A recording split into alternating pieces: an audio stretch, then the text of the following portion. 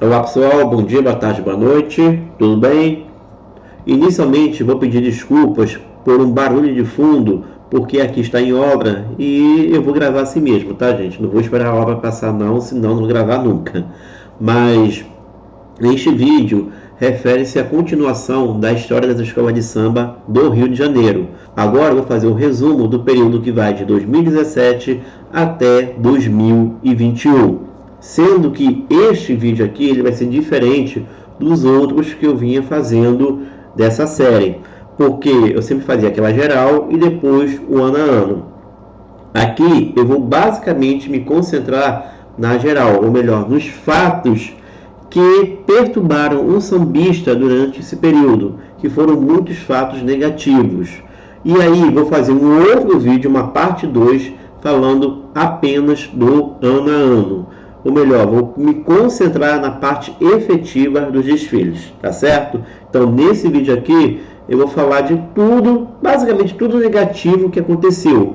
Porque, como eu coloquei aí no título, foi o pior período da história das escolas de samba do Rio de Janeiro. Então, eu quis concentrar todas essas informações negativas em um vídeo só, para as pessoas terem uma boa noção do que realmente nós sambistas passamos durante esse tempo. Tá legal? Então, bora lá!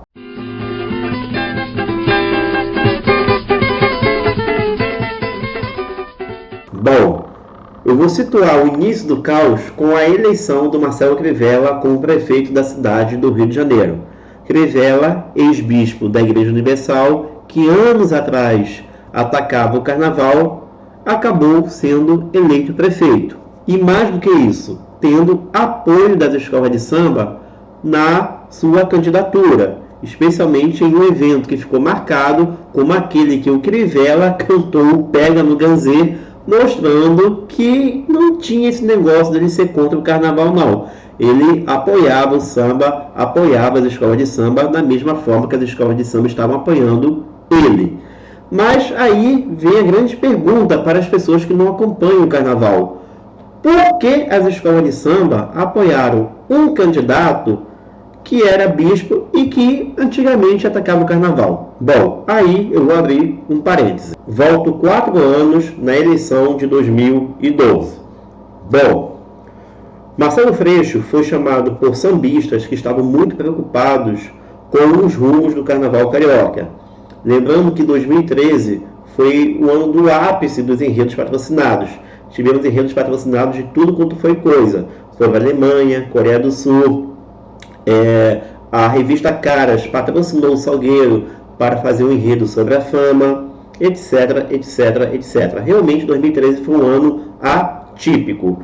E devido a isso, os sambistas resolveram chamar um candidato de esquerda para passar essa preocupação que eles estavam com os rumos do carnaval. Bom, semanas depois, o Marcelo Freixo foi chamado para uma sabatina na Rede Globo de televisão, no RJTV, pois ele estava disputando a prefeitura contra o Eduardo Paz no segundo turno das eleições de 2012.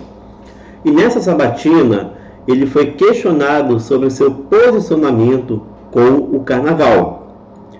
E o que acontece? O Freixo deu a entender que ele não daria subvenção às escolas de samba que escolhessem ficar com enredos patrocinados. Ele até citou o caso do Salgueiro. Ele disse que não era possível a prefeitura dar uma subvenção para uma escola de samba que falaria da revista Caras. Sendo que o enredo não era sobre a revista Caras. A revista Caras só iria patrocinar o Salgueiro para fazer um enredo sobre a fama. E o que acontece, gente? Eu vejo que o Freixo foi jogado na fogueira de um assunto que ele não tinha domínio. Ele simplesmente expressou os sentimentos dos sambistas. E acabou passando uma visão distorcida para as escolas de samba, que era o cara que iria lutar contra o carnaval, contra as escolas de samba, que não iria dar subvenção. E aí deu para entender o porquê, 4 anos depois, as escolas de samba, entre Marcelo Freixo e Marcelo Crivella, resolveram apoiar o bispo da Universal. Mas, por ironia da vida, quem acabou tirando a subvenção das escolas foi o próprio Marcelo Crivella. E eu vou fazer aqui um resumo de tudo que ele fez, ou melhor, ele não fez durante esse período do seu mandato. Em seu primeiro ano, o Carnaval de 2017, Crivella não compareceu aos desfiles e nem entregou a chave da cidade ao Rei Momo, coisas que eram tradições na cidade do Rio. Mas isso foi nada comparado ao que viria a seguir. No Carnaval de 2018, Crivella cortou em 50% a subvenção das escolas de samba. O que salvou as escolas durante esse período, durante esse ano, foi um aporte da Uber via Lei Rouanet de R$500 mil para cada uma. Para o Carnaval seguinte, 2019, Crivella corta mais 50% da subvenção das escolas, aumentando ainda mais a crise entre elas, e a Uber, que tinha apoiado em 2018, decidiu não apoiar em 2019, devido à prisão do presidente da Estação 1ª de Mangueira, Francisco de Carvalho. O que salvou as escolas em cima da hora foi um aporte de 15 milhões, que seria dividido entre elas, da Light, que foi conseguido juntamente com o governador Wilson Witzel. Mas o pior estava por vir ainda. Em 2020, Crivella corta toda a subvenção das escolas que desfilavam na Marquês de Sapucaí, ou seja, as do grupo especial e também as do grupo de acesso. Ele só manteve a subvenção para as escolas que desfilavam na Intendente Magalhães, ou seja, dos acessos inferiores. E o que salvou as escolas foi mais uma vez o governador Wilson Witzel, que conseguiu aí um aporte de 20,5 milhões para ser dividido entre as escolas através de um apoio da refinaria Refit, sendo que essa grana só apareceu depois dos desfiles. Então as escolas fizeram gastos contando com uma grana que elas não sabiam se de fato iria aparecer. Mas os cortes da prefeitura não afetaram apenas os desfiles não. Eles afetaram também os ensaios técnicos, que são eventos que os sambistas aguardam com muito carinho. Em 2018, eles foram cancelados. Em 2019, retornaram, mas em 2020, devido ao corte total da subvenção, eles novamente não ocorreram. E além da prefeitura jogar contra o carnaval, uma coisa que desanimava muito os sambistas era a forma com que a Liesa se comportava frente a tudo isso. Lideradas pelo presidente Jorge Castanheira, as escolas de samba se mostraram frágeis, se mostraram medíocres e até mesmo com um comportamento meio bizonho em alguns momentos. Marcavam plenárias para combinar outras plenárias. Não sabiam o que fazer. Era reunião atrás de reunião. Se portavam como coitadinhas na frente do prefeito e chegaram até a ameaçar não ter desfile. Ou seja, em vez de mostrar força, elas queriam fazer exatamente aquilo que o Crivella queria. E a atmosfera que rondava o país não era das melhores. O Brasil passava por um período de transformação e turbulência e acabou sobrando para o carnaval. Em meio a uma onda de uma ala extremista que achavam absurdo subvenções e patrocínios para qualquer evento carnavalesco, não apenas escola de samba, tá gente? Mas qualquer coisa relacionada a carnaval, acabou que patrocínios foram sumindo dos desfiles. E isso não apenas para o carnaval carioca, tá? Isso foi uma onda que se seguiu por todo o país. E tudo isso a meio a muito ódio e propagação contra a folia de Momo. E aí eu vou abrir um parênteses. O carnaval, no todo, aqui no Rio de Janeiro, ele movimenta bilhões. Se a prefeitura investe milhões, o movimento é de bilhões. Mas há gente que é contra o carnaval. Fecha parênteses. Acha que acabou? Acabou não, ainda tem mais. Agora eu vou falar das interdições envolvendo a cidade do samba e ao sambódromo, tudo perto do carnaval. A primeira delas ocorreu na preparação para o Carnaval de 2018. Os barracões da cidade do samba ficaram mais de um mês fechados devido a uma exigência do Ministério do Trabalho.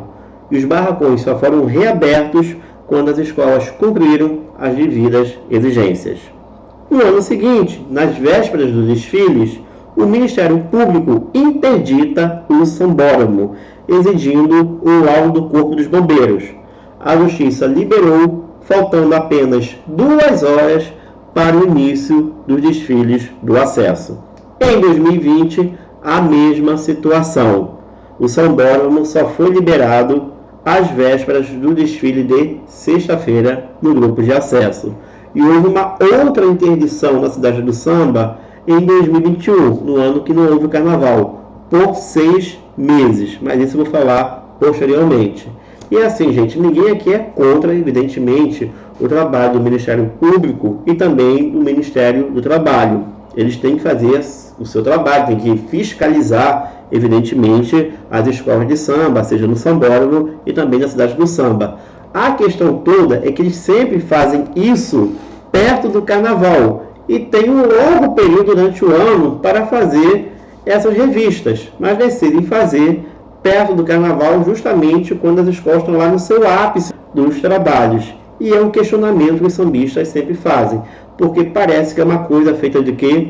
De propósito. Já as interdições do sambódromo, a primeira era até bem entendível, porque havia questão estrutural que precisava ser ajustada, como a parte elétrica, coisa e tal, mas outras interdições, ou tentativas de interdições, como por exemplo agora em 2023, elas são questionáveis, porque os bombeiros exigem mangueira e extintores expostos ali durante o ano todo.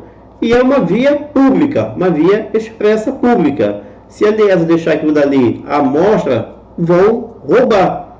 E os bombeiros sabem disso. E aí todo ano tem essa mesma novela. Essa novela não acabou nesse período não, ela ainda continua. Então fica esse questionamento. Porque, novamente, ninguém é contra o serviço dos bombeiros e do Ministério Público, mas não conseguimos entender porque é sempre feito perto do carnaval. E para deixar a autoestima do sambista mais lá embaixo ainda, mais 2 tristes situações. A primeira delas foram dos acidentes que ocorreram em 2017. O primeiro deles, no sábado de carnaval, em que a porta-bandeira Jéssica, da Unidos de Padre Miguel, acabou quebrando a perna durante a sua apresentação para os jurados no grupo de acesso. No domingo de carnaval, já no grupo especial, os desfiles foram abertos pelo acidente da Paraíso do Tuiuti. A última alegoria desgovernada acabou batendo 2 vezes na avenida, causando a morte de uma pessoa, a da jornalista Lisa Carioca. E na segunda-feira de carnaval, também no grupo especial, um acidente com uma alegoria da Unidos da Tijuca, em que houve um tombamento, deixando vários feridos.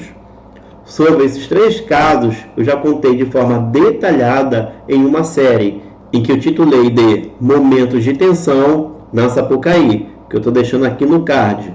Quem quiser saber mais detalhes dessas histórias, é só ver os vídeos. E, para fechar, as viradas de mesa. Nós tivemos 2 viradas de mesa consecutivas, uma em 2017, outra em 2018, e uma tentativa de virada de mesa em 2019. A de 2017 deveu-se aos acidentes, mas o objetivo principal era livrar a Unidos da Tijuca de uma possível queda, já que a decisão do não rebaixamento se deu na véspera da apuração. Em 2018, ocorreu a virada de mesa mais vergonhosa da história, ou uma das mais vergonhosas da história, porque o único objetivo foi livrar a Grande Rio de um rebaixamento. O argumento era que a escola de Caxias trazia muitos holofotes para o carnaval carioca, que passava por uma crise. A escola dos artistas, a escola que ainda conseguia patrocínios, então o objetivo foi esse. mas uma frase acabou marcando toda essa situação. O ex-presidente da escola, Elinho de Oliveira, que hoje é um dos patronos, ele disse que quem tem amigo não morre pagão, justificando o não rebaixamento da escola. E em 2019, tentaram livrar a cara da Imperatriz Leopoldinense, que havia sido rebaixada segundo o regulamento. Inicialmente viraram a mesa, mas havia uma norma de conduta assinada pela Liesa com o Ministério Público, em que, se houvesse mais uma virada de mesa, a Liesa deveria pagar R$750 mil por descobrir essas normas de conduta, nesse termo de ajustamento de conduta. E aí, numa plenária final, em que os beneméritos da Liesa tiveram que votar, acabou que a Imperatriz foi de fato rebaixada. E assim, gente, foi uma situação muito constrangedora para os sambistas. Não bastando a situação que a gente estava passando com Crivella, de interdições, sem ensaio técnico, com uma onda de ódio ao carnaval, a instituição que cuidava dos desfiles não se respeitava. E realmente foi dose ser sambista nesse período. E ainda tivemos a consequência de tudo isso, de toda essa crise, que acabou afetando a estrutura dos desfiles.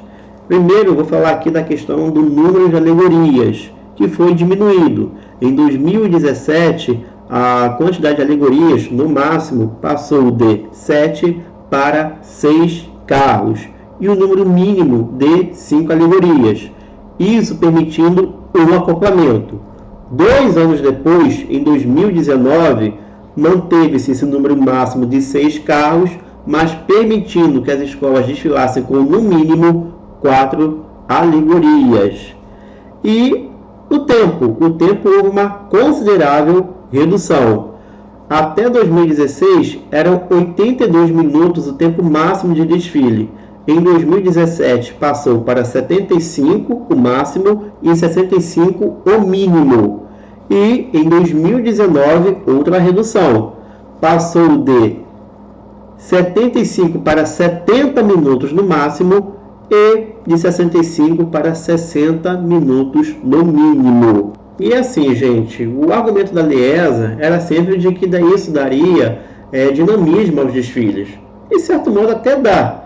Os desfiles ficando mais curtos, né? Hoje, com esse mundo moderno de querer tudo rápido, de certo modo até se adequou a essa nova tendência. Mas a gente sabe que não era bem isso que estava acontecendo. Na verdade, se dava devido à crise que as escolas estavam passando.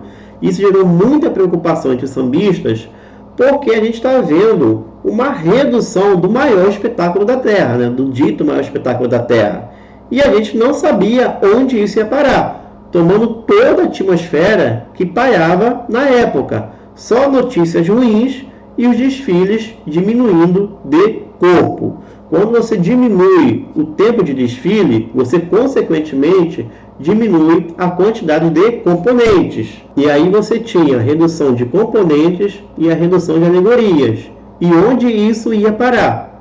A gente não sabia. A gente estava acompanhando ali um cenário que não era nada legal, uma atmosfera muito pesada sobre o carnaval. Então os sambistas ficaram muito preocupados com aquilo que poderia acarretar em, de repente, no fim dos desfiles, ou pelo menos na forma que a gente conhece, né, grandiosa, dos desfiles das escolas de samba. Mas, pelo visto, foi só uma fase bem ruim. E aí eu vou abrir um parêntese. Hoje, analisando, né, depois dessa turbulência toda, eu até acho que a decisão da Liesa foi até coerente, porque era necessário manter a qualidade do espetáculo. E você tendo um corpo grande das escolas com menos grana, ia ser complicado. Eu acho que o resultado final ficou satisfatório, mas de fato houve sim uma perda no luxo das apresentações. Fecha parênteses. Bom, outra consequência que ocorreu devido a toda essa crise, e agora de forma positiva, pelo menos uma coisa positiva tem que falar nesse vídeo, né? Foi a volta dos enredos autorais dos carnavalescos. Já que não tinha grana, né? Já que não tinha onde recorrer em relação a patrocínio, todo mundo fugiu Então os enredos autorais voltaram, e voltaram com força os enredos críticos e de exaltação à negritude, em particular em relação às religiões de matrizes africanas, que sempre sofreram ataques, mas devido a toda a situação que o país atravessava, esses ataques aumentaram consideravelmente. E para a gente ver a força com que esses enredos, essa moda dos enredos críticos especialmente, voltaram ao carnaval, as campeãs de 2018 e 2019 abordavam tal tema. A Beija-Flor em 2018 e a Mangueira em 2019. Mas o pior de tudo ainda estava por vir. Surge a pandemia do coronavírus. E com ela surge a incerteza se haveria ou não desfiles para 2021, que perdurou todo o ano de 2020. E acabou que eles não ocorreram. Chegou-se a cogitar que eles poderiam acontecer entre maio e julho de 2021, mas com o avanço da pandemia, a ideia foi deixada de lado. Sem falar que a cidade do samba ainda ficou interditada pelo Ministério Público de janeiro até junho, para que ajustes fossem realizados para diminuir os riscos de incêndio. E assim, para quem tem um carnaval como válvula de escape, como eu, foi um baque muito grande, gente, muito grande. Eu confesso a vocês que eu achei que era o ponto final dos desfiles das escolas de samba. Não das escolas de samba, as agremiações elas podem continuar existindo mesmo sem os desfiles. Mas eu achei que ali tinha acabado, tá, gente? Eu atualizava aqui os vídeos, mas totalmente desesperançoso, totalmente sem esperança. Mas eu não podia transparecer isso para vocês, porque não foi apenas a pandemia, né? Mas tudo que cercava toda aquela situação, como eu falei, era o prefeito da Crivella, havia a situação do ódio em cima do carnaval e ainda veio a situação da pandemia. Eu achei que era realmente o fim dos desfiles. Mas felizmente não foi. Porém, eu vou encerrar esse vídeo aqui com a imagem que marcou o ano de 2021, que não teve carnaval. Uma imagem que eu acho triste, que foi aquela em que as cores dos pavilhões das escolas iluminaram o sambódromo durante o período de carnaval. Gente, é isso. Agora eu vou fazer a parte 2 desse período de 2017 a 2021, focando mais no que de fato ocorreu nos desfiles. Tá bom? Valeu, abraços e até a próxima.